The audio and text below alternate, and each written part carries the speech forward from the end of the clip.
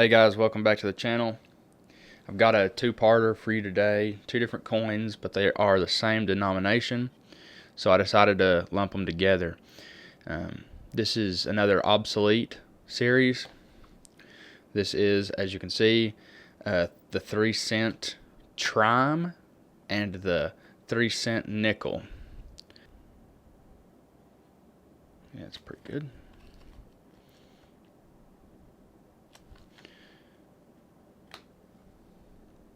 So I'll start with the explanation here. The U.S. first had the Trime in silver, as you can see written there. It was 75% silver and 25% copper, but this was first minted in 1851, and the Trime went from 1851 to 1873. Now, the reason why they had to introduce the 3-cent nickel in the middle of that production, because the 3-cent nickel started in 1865, and it went until 1889. So the reason being is during the Civil War, after this Trime had been in production for a little bit, about 10 years, the American population started hoarding all of its silver due to the Civil War. Now, when that happened, America, the government, had to come up with a way to still get the 3-cent piece in circulation. But because everybody was hoarding it, they were finding it increasingly difficult. So instead of making the 3-cent Trime out of silver, they decided to make a different 3-cent coin altogether and call it the 3-cent nickel. The contents are actually completely backwards. You have the 3-cent Trime, like I said, 75% silver, 25% copper, whereas the 3-cent nickel is 75% copper and 25% silver. So I'll start with the Trime. There are 3 different variations of this coin. I have the 1851 here. This is the first year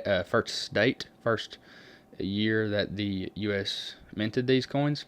Right away you can tell it's tiny, and I want to show you. I've got a normal dime here. This is what a modern day U.S. dime looks like next to it. You can see the dime is obviously the smallest denomination we have now in terms of size, but at one point it was this. This is the smallest silver or copper coin the U.S. has ever produced. But back to what I was saying, there were 3 variations of this coin. This original one having no lines around the star. The second variation, and this variation ran from 1851 to 1853. The second variation had 2 lines around the star outline, and also it had olive branches on the top of the 3, and it had a bundle of arrows on the bottom of the 3. And the second one ran from 1854 to 1858, and the third variation went from 1859 to 1873, and it looked the same on the back. The only difference was instead of 2 lines around the star, it only had 1. So they went from no lines to 2 lines to 1 line. They were minted in 2 different places, the Philadelphia Mint and New Orleans. And if you, obviously the Philadelphia Mint has no mint mark, but if you find one with an O in between the C, right where that C has an opening, if you see an O there, that means it was printed in New Orleans, and those are more rare and more valuable. Both of these coins was designed by James Longacre. The value of this Trime, in this condition in 1851, in just a good condition, it's about $45, but in brilliantly uncirculated, it's about $300. Now, the best value you can get is the 1868 Trime. The brilliantly uncirculated version sells for about 22,000 to 22,500, around that, about that price. So with this, some important things that happened in the year of 1851 is a coin flip actually decided the name of Portland, Oregon. They were down to either naming it after Boston, Massachusetts, or naming it after Portland, Maine, and they literally had a coin flip, and that's why they went with Portland, Oregon. Another thing that happened is the Great Flood of 1851. It almost completely destroyed Des Moines, the town of Des Moines. And in this year, the New York Times was founded.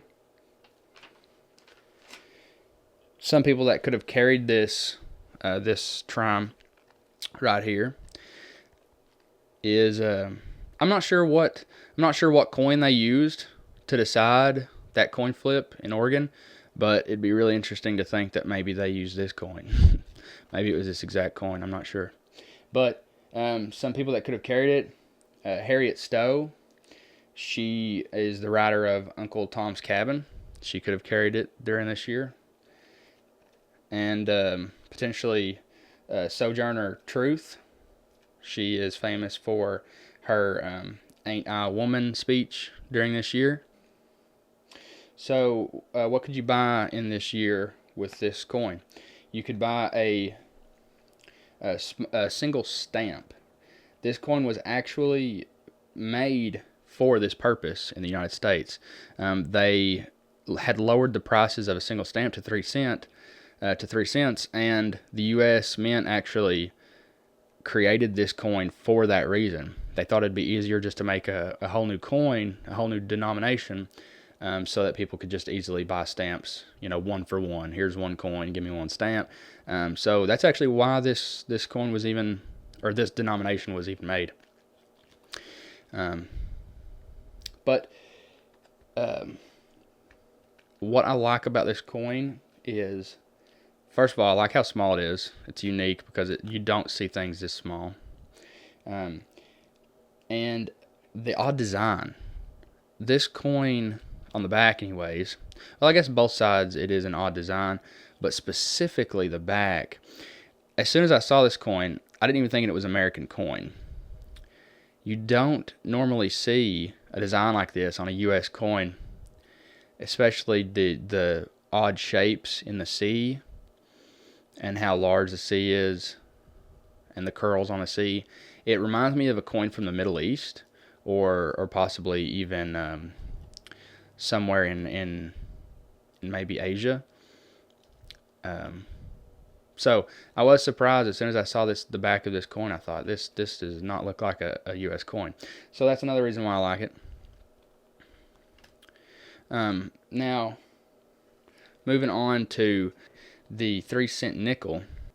There we go. I have an 1865 and an 1869. This is the 69, and the 65 is actually here in this case, in this book I got. It is a small little book that gives information over this coin, and you can read that here. And then on the other side, it actually has the coin and a certificate of authenticity. The only downside to this is I wish you could see the back of the coin, but you can't because it is in the booklet. But I do have another one, so we can easily look at the back using this one. This coin has the same designer as the Trime here. It is James Longacre. They minted in this year, in 1965, they minted 11 million of these coins. And in this year, 1869, they minted 1.6 million. And I did forget to mention the mintage of this year for the Trime was 5.4 million. So I've already mentioned the copper and silver content. All of these coins, all of the 3-cent nickels, were all produced in Philadelphia. So there are no mint marks for this year, or for this coin. Now the 65 coin here, the value of a good condition is around $20. The value of a brilliantly uncirculated condition is around $1,600. But for this 1869 coin, the good value is about $16, while the brilliantly uncirculated is about $350. The best value you can find with one of these coins is going to be the 1884 brilliantly uncirculated. Goes for about $7,000.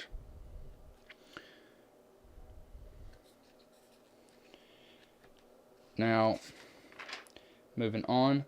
So for the 1865, I'm not going to talk a lot about the history of that year due to the fact that you can check out my last video that I uploaded for events on that year. I talked about the 2-cent piece, and I had an 1865.